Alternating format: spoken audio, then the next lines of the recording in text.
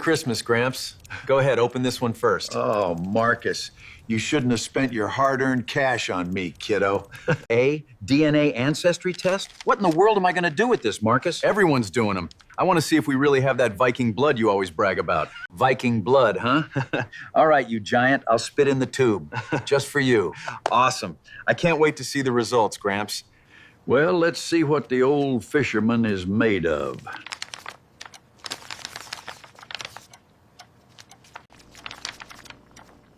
What is this? This can't be right. 0% across all of them? Sarah, David, Michael, Jenny. Dear Lord, how is this possible? They're my babies. They're my kids. I held every single one of you in that delivery room. There's got to be an explanation. St. Jude's. I have to go back to where it started.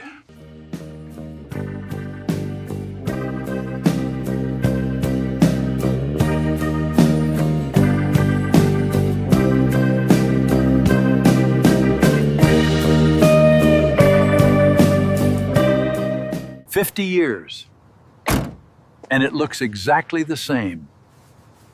God help me find the truth today. One step at a time. Just find the records."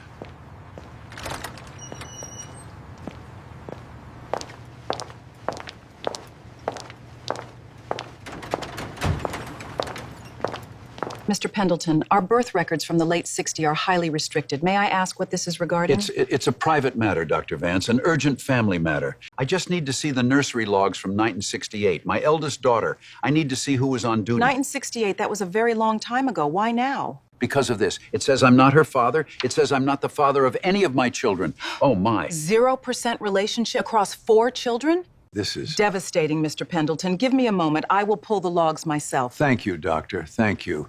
I just need to understand. Here we are. 1967 to 1971. The old maternity ward logs. Let's trace your eldest. Sarah Pendleton. October 14th, 1968. Wait a minute. Look at the nursery ID number here. It's been crossed out and rewritten in red ink. Red ink? What does that mean? It's not just Sarah. David, Michael, Jenny, all of them have the same red ink initials next to their IDs. E.G.? Who is E.G.? Evelyn Gable. She was the head nursery nurse here for 30 years. There was an internal inquiry in 1972. An inquiry? What did she do? She had severe undiagnosed dementia in her later years.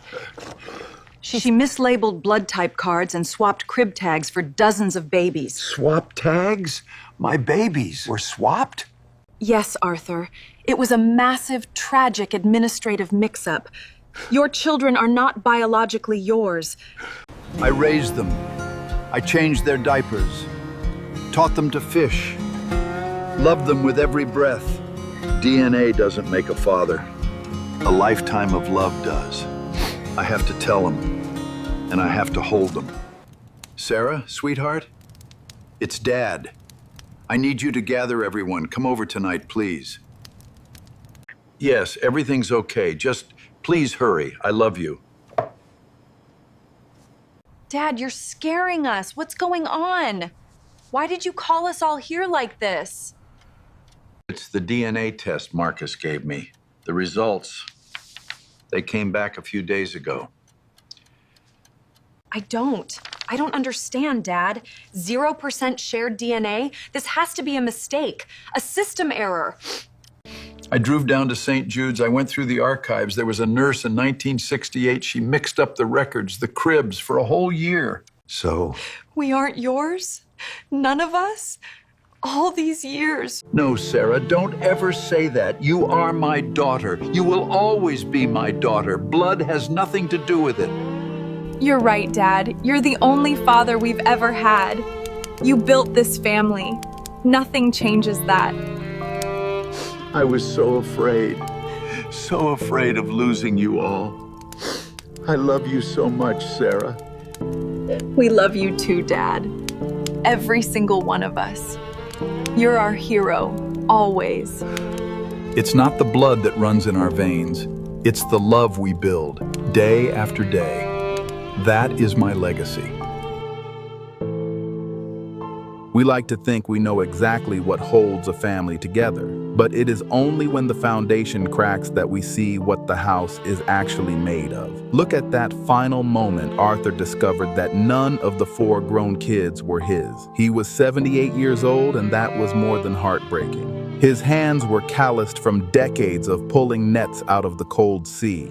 He was sitting there, trembling, holding a piece of paper that said he did not share a single speck of DNA with any of them. Yet, they did not hesitate.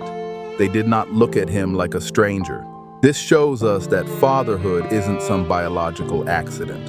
It is a choice you make every single day. A choice made of packing school lunches, fixing broken bicycles, and staying up late waiting for the headlights to swing into the driveway. But think about the quiet terror right before that hug by Sarah. Arthur had to sit them all down. He called Sarah first. You could see the fear in his eyes. The fear that once the words left his mouth, his entire life would dissolve. He was presenting them with a clinical fact, a cold, hard 0%. That scene was terrifying because it forces us to ask what we actually owe to the people who raised us. Is it the blood in our veins, or is it the quiet, invisible work of showing up? The truth was too big to fit in the room. But then the shift happened. They realized he was still the man who taught them how to tie a knot and face a storm. Cast your mind back to that cold bench on the beach. Arthur sat there alone, watching the gray waves roll in. The ocean does not care about nurse logs or DNA. It just keeps moving. That was after he had spent hours in the basement of St. Jude's with Dr. Evelyn Vance. Evelyn was turning pages from the late 1960s. She was looking at the sloppy handwriting of a nurse named Gable, a single nurse who made a massive mistake 50 years ago.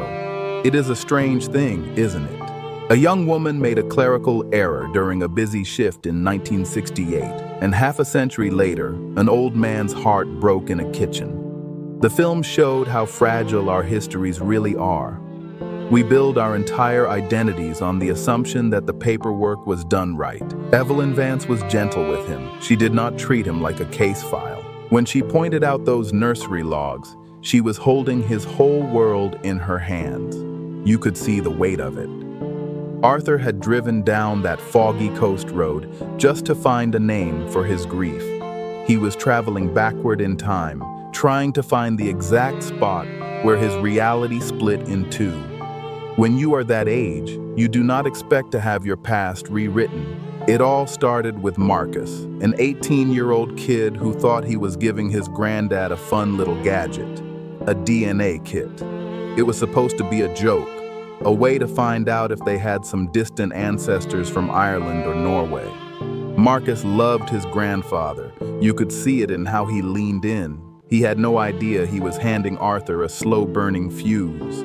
It makes you think about how we live our lives on top of hidden faults. We walk around, laughing, drinking coffee, completely unaware that a tiny piece of plastic can rip the floorboards out from under us. But the film is not about the mistake. It is about what remains after the mistake is found out. When Arthur was driving that coastal road, he was wrestling with the ghost of his late wife. He was wondering if she knew. He was wondering if his whole marriage was a lie. The relief he felt when Evelyn Vance found those old records was palpable. It was not a betrayal. It was just a careless hand in a busy nursery. But that relief was quickly replaced by a bigger question. If his wife did not betray him, and if those kids were not his by blood, then who was he? Was he still a father? That is the question the film wants us to sit with. What makes a father? Is it the double helix? Is it the biological imperative to pass on your own specific code? Or is it the 20,000 nights you spent checking the locks on the doors? Is it the way your voice sounds when you tell them everything is going to be all right? Arthur spent his life on the water. He knew about storms. He knew that you do not choose the weather, but you do choose how you hold the wheel. When he sat on that beach bench, he realized he could not unlive those 50 years. He could not unlove those kids. The love was already in the wood. If this story has taught you a lesson, don't hesitate giving a thumbs up. Like this video and share it with someone who needs to watch this too. Subscribe to our channel in order not to miss a video.